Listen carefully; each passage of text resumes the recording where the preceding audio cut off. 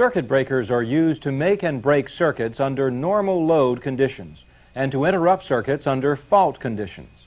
When a circuit breaker is called on to operate, it must operate. Regular circuit breaker maintenance helps to ensure that breakers work when they're supposed to. In this program, we're going to look at maintenance for a variety of circuit breaker interrupting mechanisms, including those for air magnetic, vacuum, oil, gas, and air blast breakers. We'll also look at maintenance for a number of breaker operating mechanisms, including solenoid, motor spring, pneumatic, and hydraulic mechanisms. Breaker maintenance typically includes a variety of electrical tests. However, the emphasis of this program is strictly maintenance. Testing won't be covered.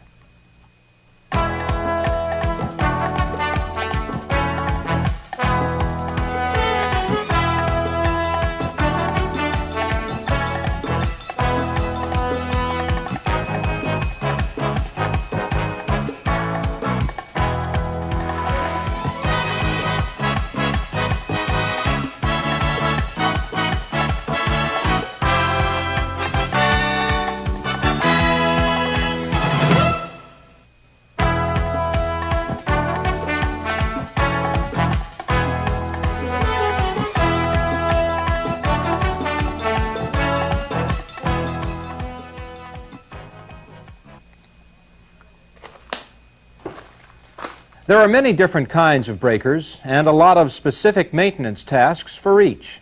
Many of the tasks are similar from breaker to breaker. However, specific sequences or procedures can vary. So check your company procedures and policies before performing any of the maintenance shown here. In this part of the program, we're going to look at some general maintenance tasks that apply to almost all breakers. These include making routine status checks, isolating a breaker from its operating mechanism, cleaning and inspecting breaker components, and checking contact adjustments. Routine status checks can be made while a breaker is energized. The purpose is to find problems early, before major repairs are needed or before the breaker fails. The checks generally include visually inspecting the condition of the breaker and recording various indicator readings. For example, bushings are routinely checked for cracks or breaks. The breaker tank is checked for signs of deterioration, such as rust or blistered or peeling paint. A routine status check also includes looking for signs of leaks, such as oil leaking from an OCB, or listening for audible air leaks, such as air leaking from an air blast breaker. The breaker's ground wires are inspected for damage, and the hold-down bolts are checked to make sure they haven't worked loose from the jarring of numerous breaker operations. In addition, breakers typically have various indicators that should be checked and documented. One of these is the position indicator that indicates whether the breaker is open or closed. An operation counter keeps track of the number of times a breaker has operated. The counter number is recorded.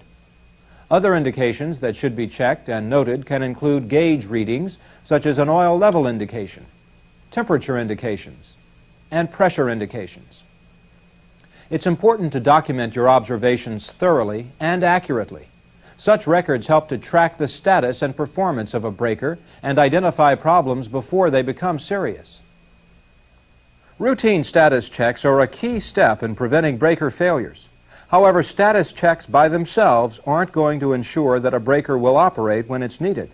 That's why most companies also have a schedule for more thorough servicing and maintenance. This involves taking breakers out of service. I need you to switch out. In general, a breaker is taken out of service only after the proper clearances have been received. When a breaker is taken out of service, it's first de-energized by opening the breaker. Then it's physically isolated from the system. The breaker is tested for dead and properly grounded. Control circuits at the breaker are also de-energized. Control circuits provide power for trip coils, closing coils, heaters, and other electrical devices in the breaker control cabinet. All appropriate switches and circuits are tagged according to company policies to warn others not to operate the equipment. After a breaker has been de-energized, isolated, and grounded, its control circuits have been de-energized, and all appropriate switches and circuits have been tagged, the breaker is electrically safe to work on. However, it's not mechanically safe until it's isolated from its operating mechanism. Most operating mechanisms have some form of stored energy that can trip or close a breaker even without control power. All that's needed is for a latch to move to release the stored energy and operate the mechanism. This is true with the stored energy in the springs of a motor spring operating mechanism. The stored energy in the compressed air of a pneumatic operating mechanism, and the stored energy in the accumulator of a hydraulic operating mechanism. When breakers are closed, many store energy in the form of a compressed opening spring. The stored energy is released with considerable force to open the breaker. Isolating a breaker from its operating mechanism prevents the breaker from accidentally closing or tripping while it's being worked on. The purpose is to keep the workers from being injured.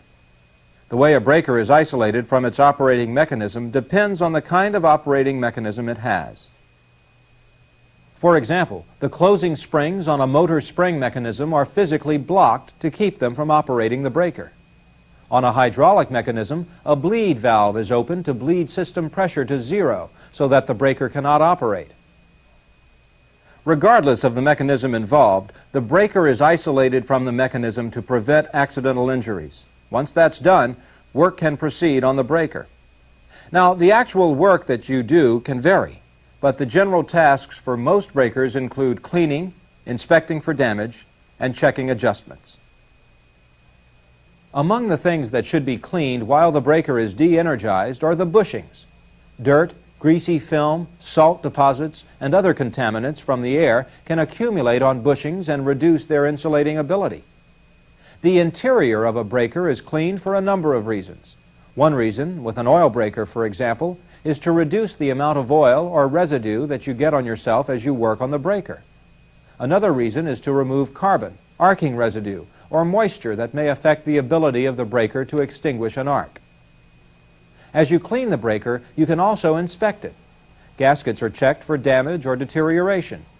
Insulating parts are checked for cracks, warping, or other damage. The breaker is checked for missing or broken cotter pins. And nuts, bolts, washers, screws, and terminal connections are checked for looseness or damage. And all internal operating rods, links, and interrupters are checked for signs of wear or damage. The contacts are an especially important check in any breaker inspection. There should be very little wrong with the main contacts, since it's the arcing contacts that break the circuit and are subject to arcing. If main contacts are burned, pitted, or charred, they may not be separating before the arcing contacts. Damaged main contacts may need to be replaced, and the open and close sequence of the contacts may have to be checked. You can expect arcing contacts to be discolored and pitted. In general, some discoloration and pitting is not harmful, as shown here. However, if an arcing contact is severely pitted or burned, it may need to be replaced. Any problems that are found during an inspection should be corrected. Replace parts if necessary, repair damage, and tighten loose connections. Anything that could affect the proper operation of the breaker or that could cause it to fail should be taken care of while the breaker is out of service. After a breaker has been cleaned and inspected, the contact adjustments can be checked. We'll look at contact adjustments in detail later, but in general, there are three basic contact adjustment checks. One of these is initial contact engagement, which means that when the breaker is closing, the arcing contacts should touch at about the same time.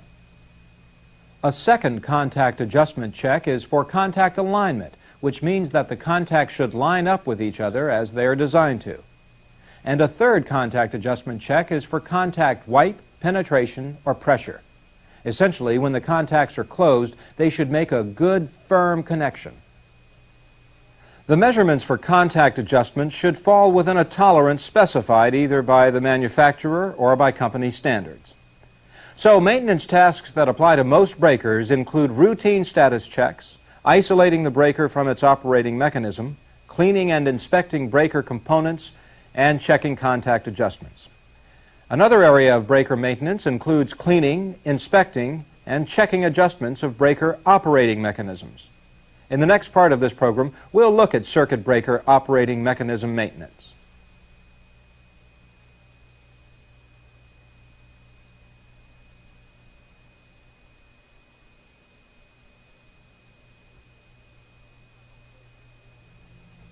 Internal breaker components need servicing from time to time to ensure that they will continue to extinguish arcs and make and break circuits when needed. But a breaker cannot reliably extinguish arcs unless its operating mechanism also works properly.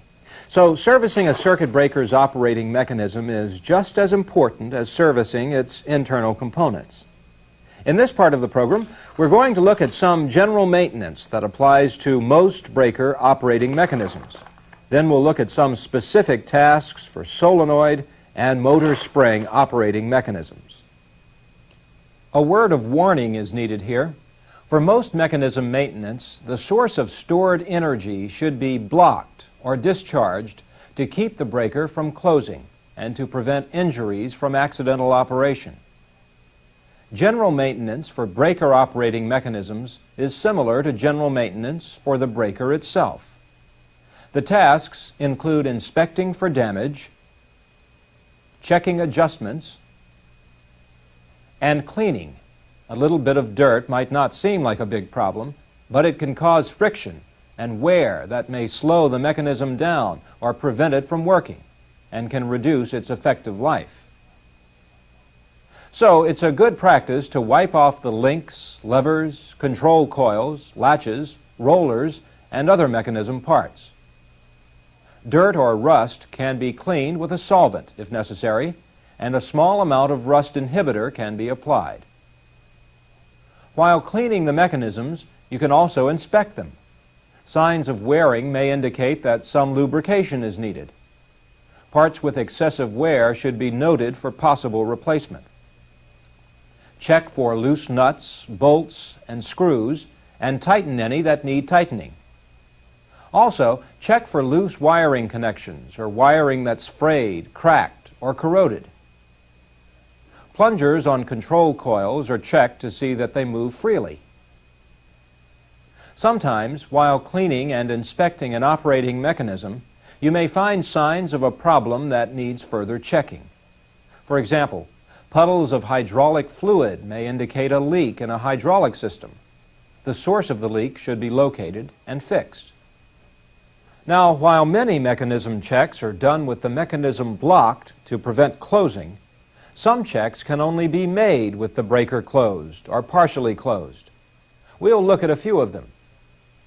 First, to close the breaker, blocking that prevents closing is removed. And in many cases, another part of the mechanism is blocked to prevent the breaker from opening.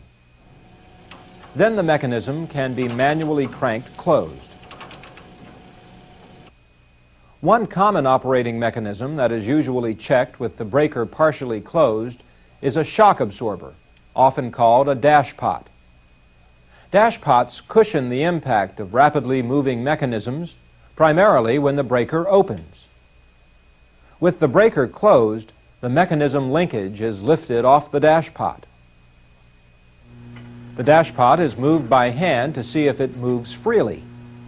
If it doesn't move freely, it may not properly cushion the mechanisms when the breaker opens, and the mechanisms could be damaged. A stiff or jammed dash pot should be fixed or replaced.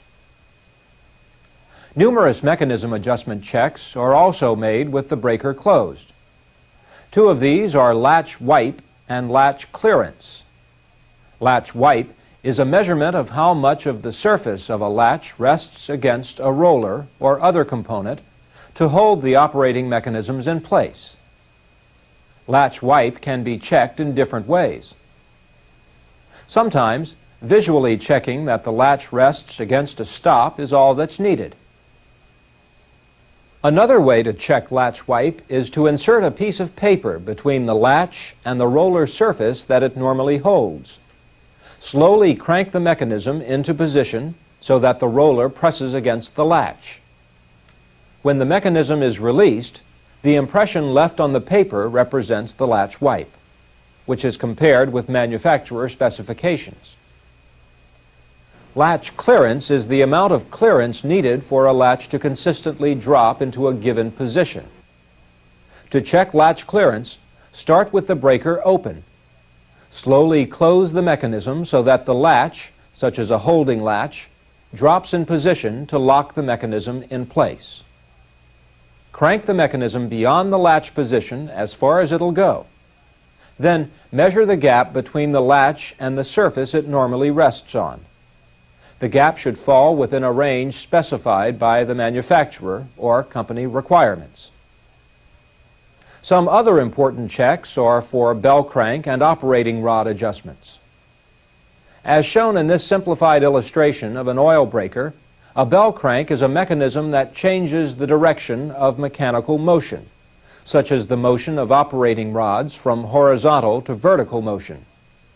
It also sometimes multiplies movement, such as changing a short movement into a longer movement. The bell crank is checked to make sure that it is at a given position, typically when the breaker is closed. For this particular breaker, the bell crank adjustment is checked by removing the top of the bell crank housing and measuring the spacing between a pivot pin and a given surface of the bell crank housing. Operating rod adjustments are also checked. Here are two operating rods in this simplified oil breaker illustration. The operating rods are checked to make sure that they are at a given position, typically when the breaker is closed. For this particular breaker, the operating rod adjustment is checked by inserting a special gauge, called a go-no-go gauge, in through a cap at the top of the breaker and measuring the spacing between pivot pins on the operating rods. The tolerances that are allowed for operating mechanism adjustments depend on the individual breaker and are usually specified by the manufacturer or by company policy. Any adjustments that are outside of the tolerances may cause the breaker to malfunction, and they should be corrected.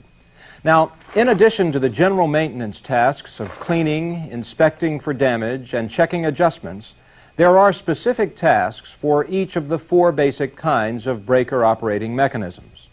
We'll look at the solenoid and motor spring mechanisms here, and the pneumatic and hydraulic mechanisms in the next part of this program. Solenoid operating mechanisms are fairly simple. Generally, not much maintenance is required other than cleaning, inspecting, and checking adjustments. However, the mechanism can be operated electrically to make sure that it operates properly. To operate the breaker electrically, connect the breaker to a power source and energize the source. Then operate the breaker and listen for sounds that might indicate that the mechanism is not operating freely. If there appears to be some resistance, the power source should be de-energized so that whatever is causing the mechanism to bind can be found and corrected. The same is generally true for motor spring operating mechanisms. The blocking is removed. The control circuit is energized, and the operating mechanism is electrically operated to see if it works properly. A word of advice is needed here. When you energize the control circuit of a circuit breaker and operate the breaker, be sure you observe your company's tagging procedures. Now, we've seen that general maintenance for most circuit breaker operating mechanisms includes cleaning, inspecting for damage, and checking adjustments. And for the solenoid and motor spring mechanisms, there are very few additional checks. Essentially, the mechanisms are operated electrically to make sure that they work properly. Additional checks for pneumatic and hydraulic mechanisms are a little more involved. We'll look at the specific checks for these two types of mechanisms when we continue.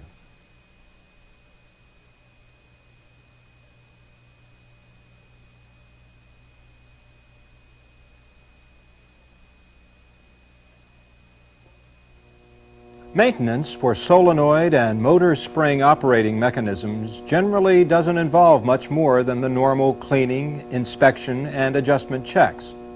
However, maintenance for pneumatic and hydraulic mechanisms is more involved. Many of the tasks for a pneumatic mechanism deal with its compressed air system. The specific tasks we're going to look at include draining water from the compressed air reservoir, checking the compressor oil, filter, and belt, checking for air leaks, checking pressure switches, and determining how many times the breaker will operate on a full tank of air. Before work begins on a pneumatic operating mechanism, the stored energy of the compressed air must be blocked or discharged to prevent the mechanism from operating. For some pneumatic mechanisms, the compressed air is blocked by closing an isolation valve.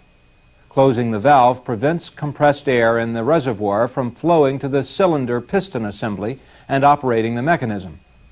Some pneumatic mechanisms don't have an isolation valve. Instead, the compressor control circuit is checked to make sure it's de-energized. Here, the compressor circuit knife switch is open, so the circuit is de-energized. Then a bleed valve is open to discharge the compressed air and bleed system pressure to zero. When the valve is open, it's normal for some water to blow out with the air. Water can accumulate in the reservoir due to condensation. After air pressure is bled to zero, the valve is closed and the operating mechanism can be cleaned, inspected, and checked for adjustments. The compressor is also serviced. Routine compressor maintenance generally includes checking the oil, air filter, and belt. The oil is checked in this compressor by removing an oil fill plug. A quick look in the fill hole will tell you if the oil level is okay. If the level is near the low mark on the crankcase, oil may need to be added. If the level is lower than that, you may need to look for leaks and fix them before adding oil. The condition of the oil can also be easily checked. If the oil is dark or gummy, it should probably be replaced. The compressor air filter is inspected for dirt and is cleaned or replaced if necessary. If the compressor has a drive belt, it should be checked for signs of cracking or drying out and for proper tension. If the belt is in bad condition, it should be replaced. If the tension is off, it should be adjusted. After the compressor has been serviced, it can be energized so that it repressurizes the system. When system pressure has stabilized, the air supply system can be checked for leaks. To determine if the system is leaking, take the system pressure reading. Wait a period of time specified by the manufacturer, and then check the pressure again. Any difference in the readings for the given time period can be converted to a rate of pressure drop. If the rate of pressure drop exceeds an allowed tolerance, there may be leaks in the air system. To locate leaks, apply a soapy solution to the joints in the air supply system. The solution will bubble wherever there is a leak. You can then follow the appropriate procedures to fix the leak. If a leak isn't found using the solution, the loss of pressure may be caused by a bad check valve in the supply line from the compressor to the storage tank. The valve allows air to be pumped into the tank, but it normally prevents air from flowing back out. A bad valve may allow air to leak out of the tank into the supply line. To check the valve, loosen the nut that holds the supply line. Some trapped air may hiss out. If air continues to escape, the valve is faulty and should be replaced. Other checks on a pneumatic operating mechanism are the settings of the governor switch, the low-pressure alarm switch, and the low-pressure cutoff switch. The governor switch starts the compressor when pressure drops to a preset low value. It also stops the compressor when pressure is increased to a preset high value. To check the settings of the governor switch, slowly bleed the system pressure until the governor switch turns the compressor on. When the switch operates, note the pressure. Allow the compressor to restore pressure to the system until the switch shuts the compressor off. When the switch operates, note the pressure. If the governor switch doesn't operate at the preferred pressures, the switch setting should be adjusted, or the switch should be replaced. The low-pressure alarm switch gives a warning that system pressure is getting low. If the pressure falls too low, the breaker may not operate when needed. To check the setting of the alarm switch, de-energize the compressor so that it won't operate.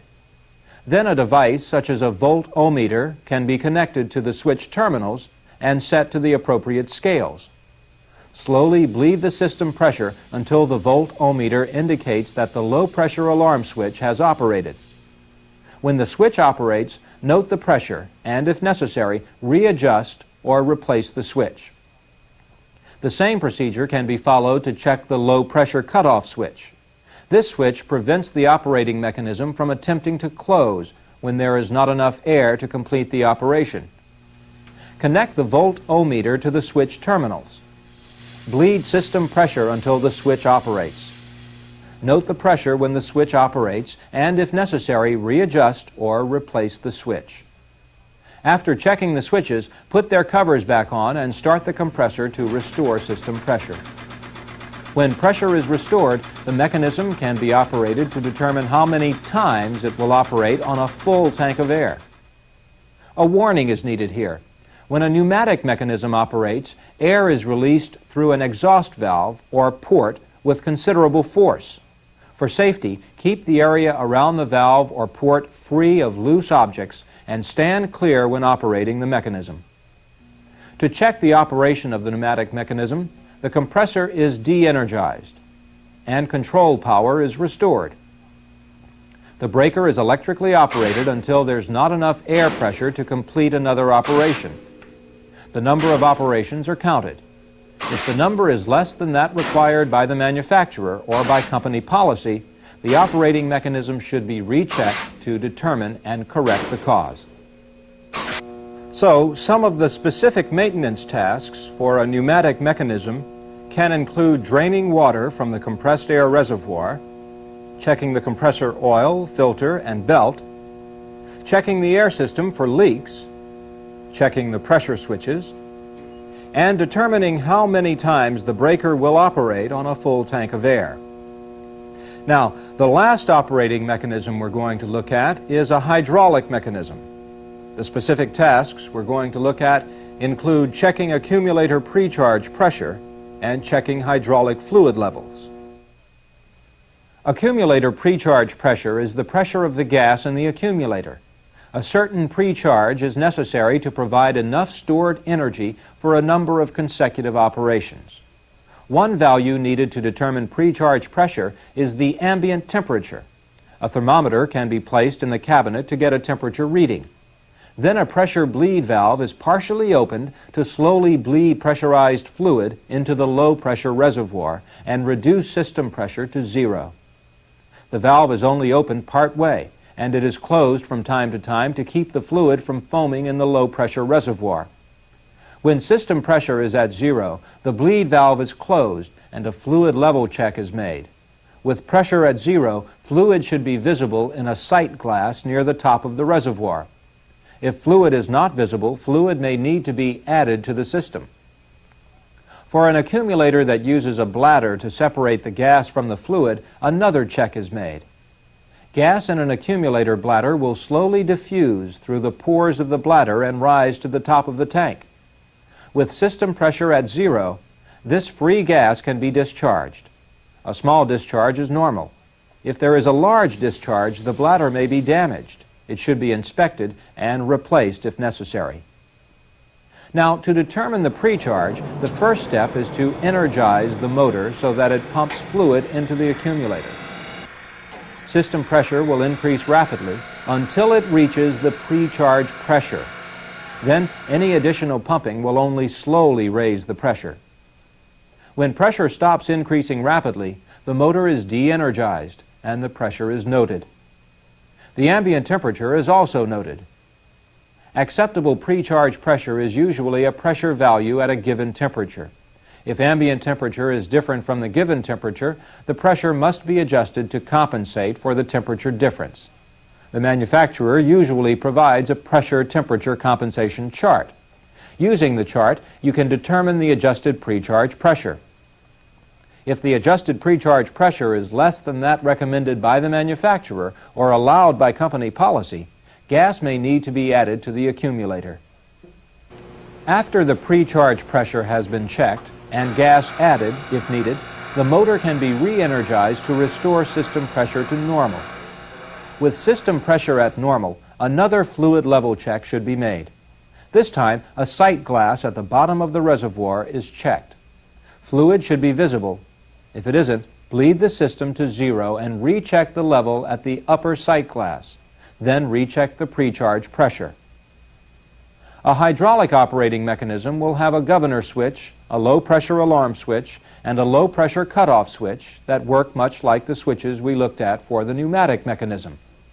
The switches are checked in much the same way, by bleeding system pressure and noting the pressures at which the switches operate. After checking the pressure switches, repressurizing the system, and making sure any blocking has been removed, you can operate the hydraulic mechanism to determine how many times it will operate on a full charge of hydraulic pressure. So, some of the specific maintenance tasks for a hydraulic mechanism can include checking accumulator pre-charge pressure and hydraulic fluid level. And, like a pneumatic mechanism, the pressure switches are checked and the breaker is electrically operated to determine how many times it will operate on a full charge of pressure. Now, up to this point, we have looked at general maintenance tasks that apply to most breaker interrupting and operating mechanisms. And we looked at maintenance tasks that apply specifically to solenoid, motor spring, pneumatic, and hydraulic operating mechanisms.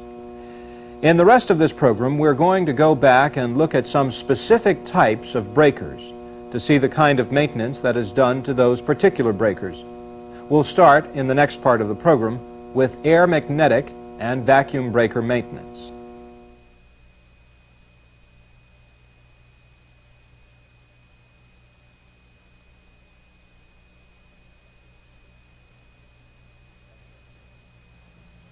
Many of the maintenance tasks that are performed on circuit breakers are the same from breaker to breaker. But because different breakers have different components, there are some tasks that apply only to a given breaker.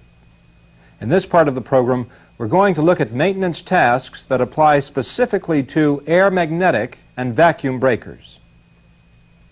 Both air magnetic breakers and vacuum breakers are typically enclosed in protective cabinets. And both types of breakers have some common features. So some maintenance tasks are also the same. For example, inspecting and cleaning the interior of the cabinet. A general warning is needed here.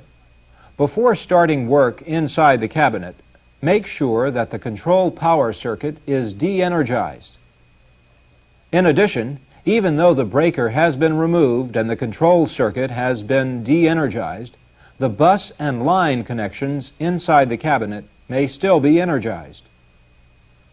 Sometimes these connections are behind a protective shutter. The shutter can be opened manually so that the connections can be visually inspected. When inspecting the connections, keep a safe distance from them and follow all company safety procedures that apply. Keep all tools and hands outside the shutters and visually inspect each connection for burned, broken, or worn parts that might result in a poor breaker connection. The connections for breaker control power are also checked for loose, broken, or missing parts, chips, cracks, or corrosion. They should be checked to make sure the connections are not bent or twisted out of shape so that they align properly with the connections on the breaker. It's also a good practice to clean the interior of the cabinet. Otherwise, dust and dirt can accumulate on moving breaker parts and cause them to bind. Some maintenance tasks on the breakers themselves are also the same for both air magnetic breakers and vacuum breakers. The breaker bus and line connections are checked for freedom of movement. It's important that they can swivel to align themselves with the connections in the cabinet. Retaining springs are checked for proper tension. Tight springs help ensure tight connections.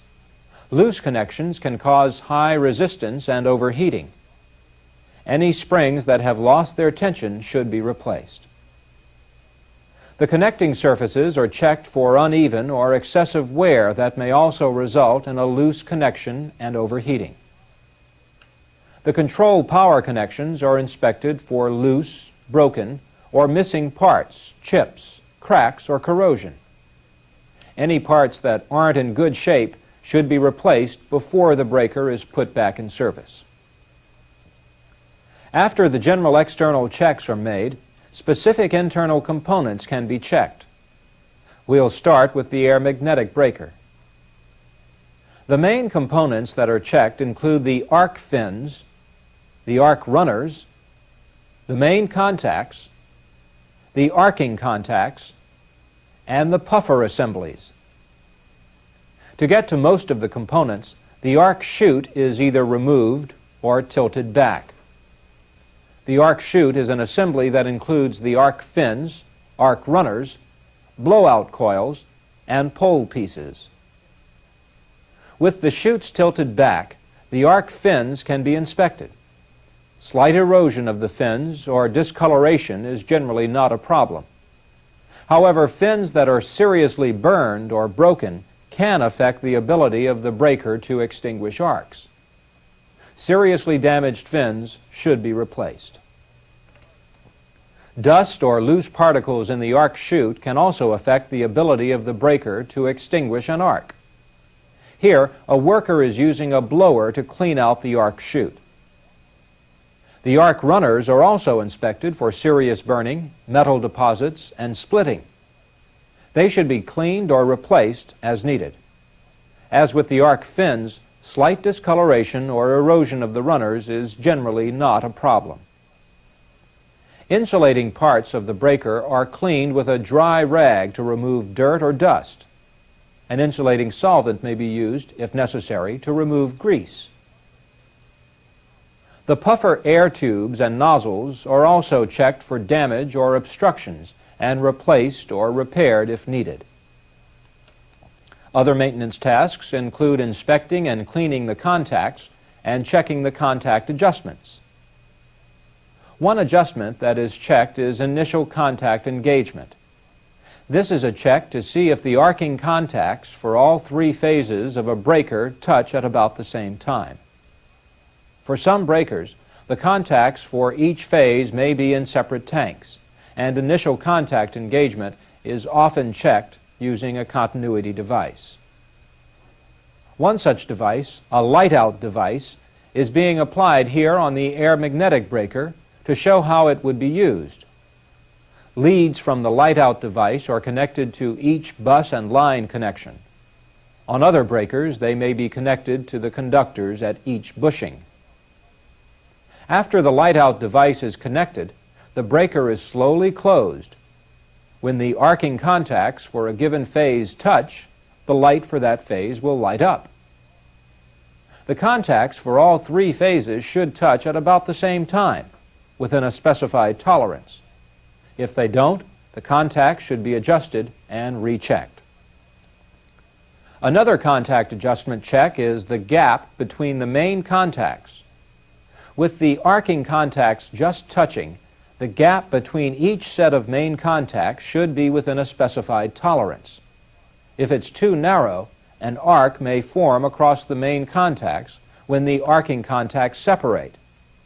An improper gap should be adjusted. A third adjustment check is contact pressure.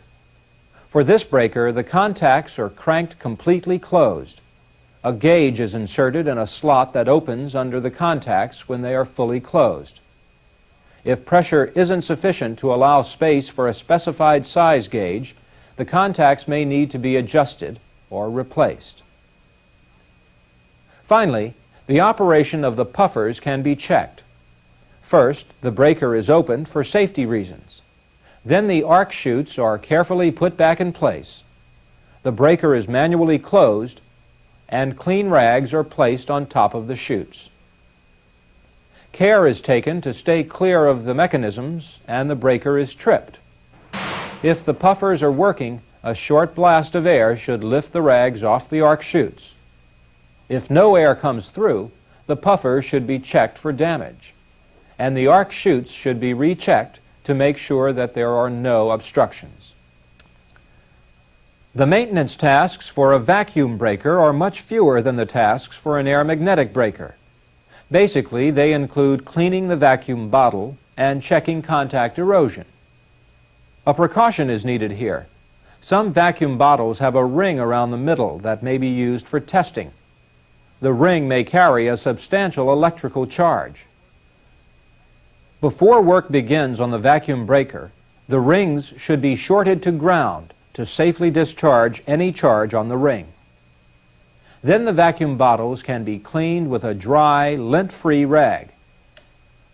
Checking the contacts on a vacuum breaker is different from checking the contacts on other breakers because they're sealed in vacuum bottles. Instead, an erosion indicator is provided for the contacts in each bottle. An erosion indicator includes a pointer, which is mounted on the stem of the moving contact, a fixed target on the interrupter support frame, and a narrow band on the target. To check contact erosion, the breaker is closed. For a new vacuum bottle with the breaker contacts closed, the pointer should come up to the bottom of the band on the target. As the contacts erode with numerous breaker operations, the pointer moves up into the band, indicating how much contact surface has eroded. When the pointer moves to the top of the band, the contacts have eroded as much as the manufacturer recommends, and the vacuum bottle should be replaced. So for both air magnetic and vacuum breakers, their protective cabinets are inspected and cleaned, and the breaker bus, line, and control power connections are inspected. Then, in addition to the general checks, specific checks for air magnetic breakers include inspecting the arc fins, arc runners, and contacts, and checking contact adjustments and puffer operation. The specific checks for a vacuum breaker include discharging the mid-band ring, cleaning the vacuum bottles, and checking an erosion indicator to determine the amount of contact erosion inside each bottle. Other types of breakers also require specific maintenance checks. When we continue, we'll look at some of the specific checks for oil circuit breakers.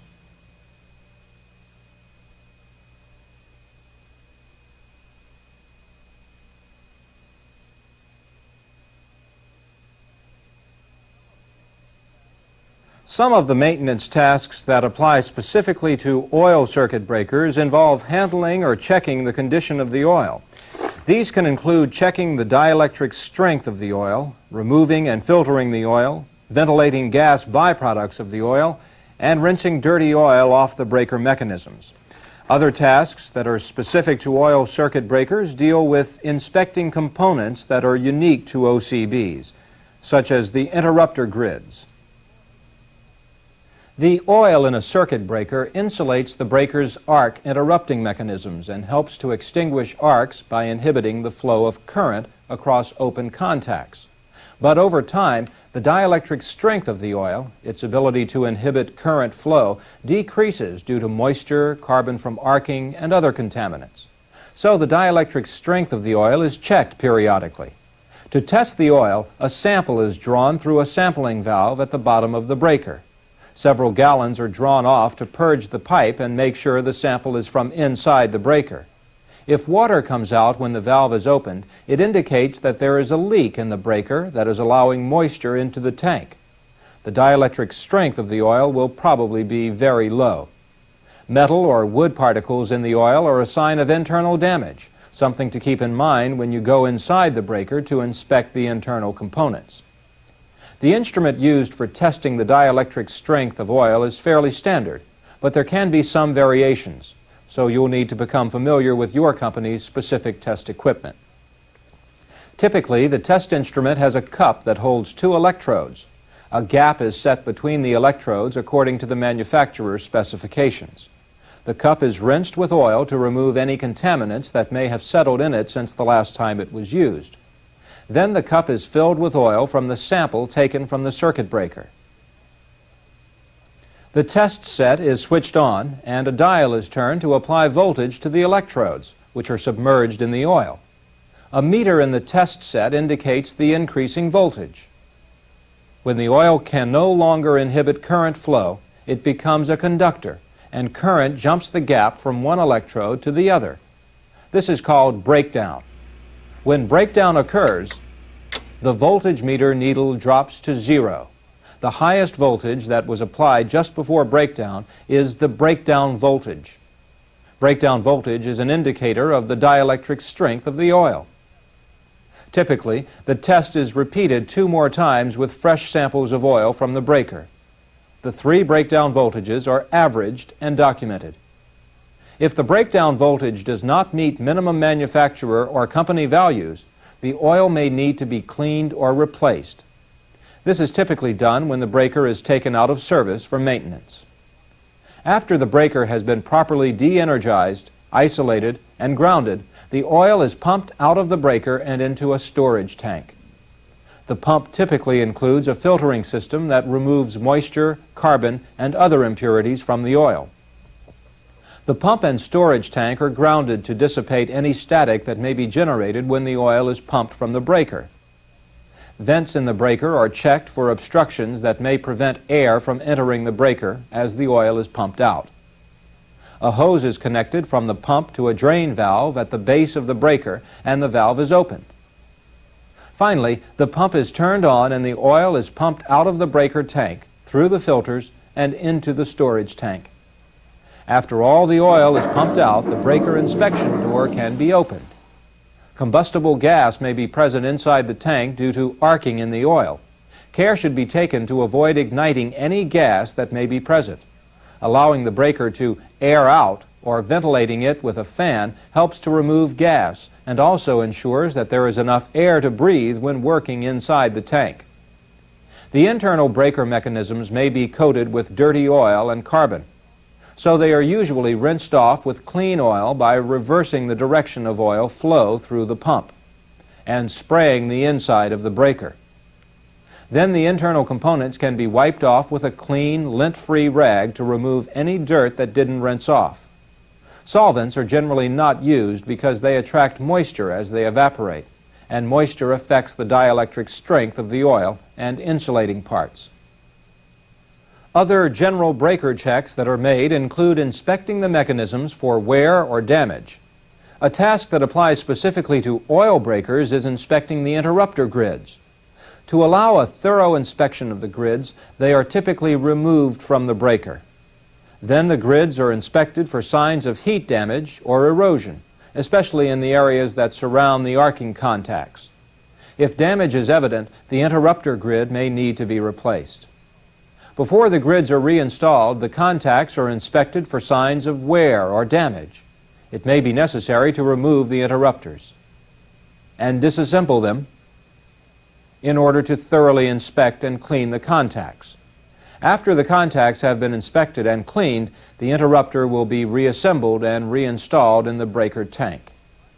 However, before the arcing grids are reinstalled, the contacts are checked for initial contact engagement and alignment.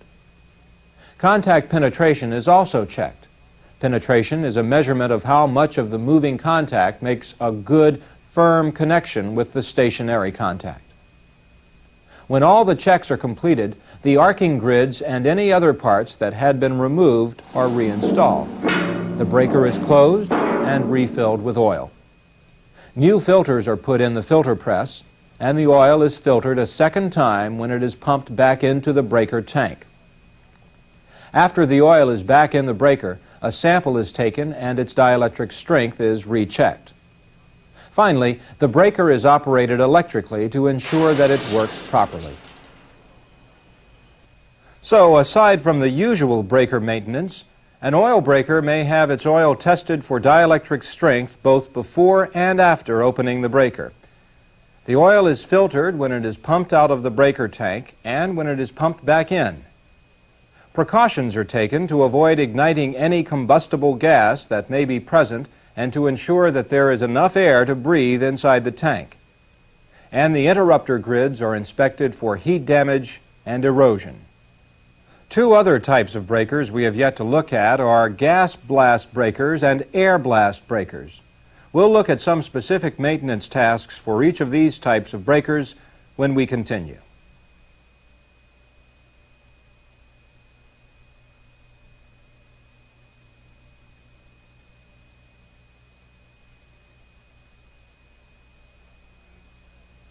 Gas blast and air blast breakers have many of the same components that are present in pneumatic operating mechanisms. These include a compressor, a high-pressure storage tank, pressure gauges, and pressure switches. As a result, many of the maintenance tasks will also be the same, so we won't repeat them here. Instead, we'll look at tasks that are unique to each breaker. For a gas blast breaker, some of these specific tasks include evacuating the gas from the breaker, checking for leaks inside the breaker, servicing filters, and taking a gas sample for testing. Before the components inside a gas blast breaker can be serviced, the gas must be removed. Here, a gas servicing trailer is used to remove the gas. To remove the gas from the breaker, a hose is connected from the trailer to a gas service connection in the gas control housing. An inlet valve is opened at the trailer, and a vacuum pump is operated to remove the air from the hose and the gas storage tank in the trailer. The pump is allowed to run until a predetermined vacuum is obtained. Then the vacuum pump is turned off. Next, a valve is opened at the breaker to allow gas in the high-pressure system to flow to the low-pressure system and equalize the pressures. When the pressures have equalized in the breaker, a main tank cutoff valve is opened to allow the gas to flow from the breaker to the storage tank until pressure between the breaker and the tank equalizes. Then a compressor is started at the trailer to pump the gas out of the breaker. A refrigeration unit is also turned on to keep the gas from heating and expanding as it's transferred into the storage tank. The compressor is allowed to run until all the gas has been evacuated from the breaker. Then the vacuum pump is restarted to draw a vacuum in the breaker, ensuring that all the gas is removed. After the proper vacuum is drawn, the main tank cutoff valve is closed. Then the inlet valve at the trailer is closed, and the vacuum pump, compressor, and refrigeration unit are turned off. The hose is removed from the gas service connection, and the main tank cutoff valve is opened to allow air into the breaker.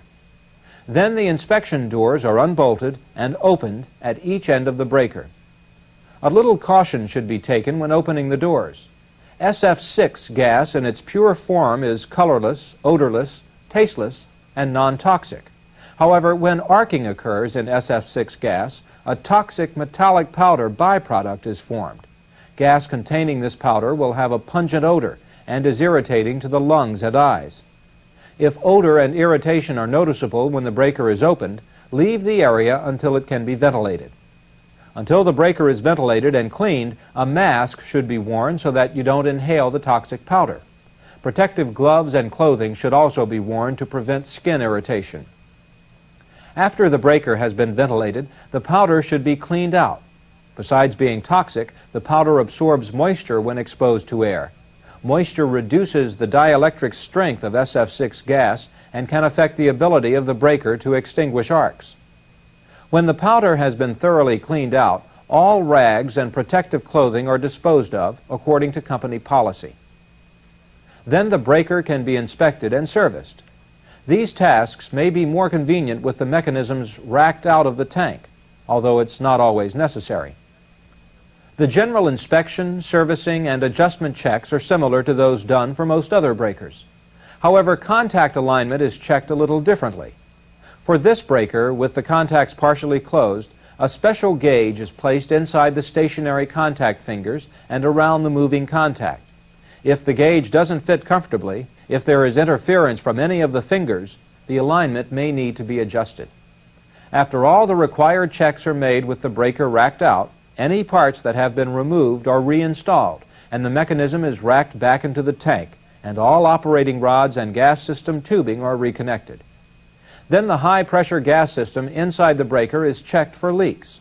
To perform this task, pressurize the high-pressure system by connecting a nitrogen gas cylinder to the high-pressure line in the gas control housing. Then apply a soap solution to various joints of the high-pressure system inside the tank. If leaks are present, leaking gas will cause the solution to bubble. Here there's no bubbling, so the joint is tight. After all the maintenance is completed, the breaker is closed up. Before gas is pumped back into the breaker, filters that remove moisture from the gas are serviced. The filters contain a desiccant, which is a granular material that absorbs moisture. The old desiccant is removed so that fresh desiccant can be put in its place. The filter also contains filter pads that prevent desiccant dust from entering the breaker. The pads are cleaned and put back in the filter. To refill the breaker with gas, pump the air out of the breaker, drawing a vacuum. Then the appropriate valves are opened and the breaker is filled with gas. In most cases, after the breaker is refilled with gas, a gas sample is taken to be tested later for moisture content. So some of the maintenance tasks that are unique to gas blast breakers include evacuating the gas, checking the high pressure system for leaks, servicing the filter, and taking a gas sample. Now the last breaker we're going to look at is the air blast breaker. Some checks that are unique to air blast breakers include measuring the space between the arcing rings and stationary contacts, checking the space between the arcing rings and arcing probes, and checking air consumption. To get inside the breaker heads, an isolation valve is closed to prevent air from flowing to the heads, and a drain valve is opened to release the pressurized air in the heads. After the pressure is bled to zero, the inspection door on each head can be opened. The internal components are cleaned and inspected, and various adjustments are checked. For this type of breaker, the space between each arcing ring and arcing probe is checked. Here, a go-no-go gauge is used. The space between the ring and the probe should be such that one end of the gauge just barely fits between them, while the other end of the gauge should be just a little too large to fit between them. The space between each arcing ring and stationary contact is also checked. Here the check is made using an L-shaped gauge. If the spacing is not within an acceptable tolerance, the contact may need to be adjusted. Then, as with other breakers, the contacts are partially closed to check initial contact engagement and alignment. Then the contacts are closed the rest of the way to check contact wipe. After the interrupter maintenance is done, the heads are closed back up, and system pressure is restored to normal. After the pressure is restored, the breaker is closed. Air pressure is allowed to return to normal again. Then the pressure regulator is de-energized so that breaker air consumption can be checked. Air consumption is the amount of air that is used to trip the breaker and extinguish arcs. To check air consumption, note the head pressure, then trip the breaker. Then check the head pressure again. The difference between the two pressures represents how much air was consumed to trip the breaker. If too much or too little air is used, the breaker isn't working properly. The cause should be located and corrected before returning the breaker to service. So, maintenance tasks that apply specifically to air blast breakers include checking the space between the arcing rings and stationary contacts, checking the space between the arcing rings and arcing probes, and checking air consumption. Now, in this program, we looked at general maintenance tasks that apply to most breakers and breaker operating mechanisms. We looked at some specific checks for solenoid, motor spring, pneumatic, and hydraulic operating mechanisms. And we looked at specific checks for air magnetic, vacuum, oil, gas blast, and air blast breakers. As you gain experience with the breakers in your system, you'll find that no two breakers are exactly the same. Each has its own particular problems. But by learning the basics here, you'll be better prepared for the specific challenges in the field.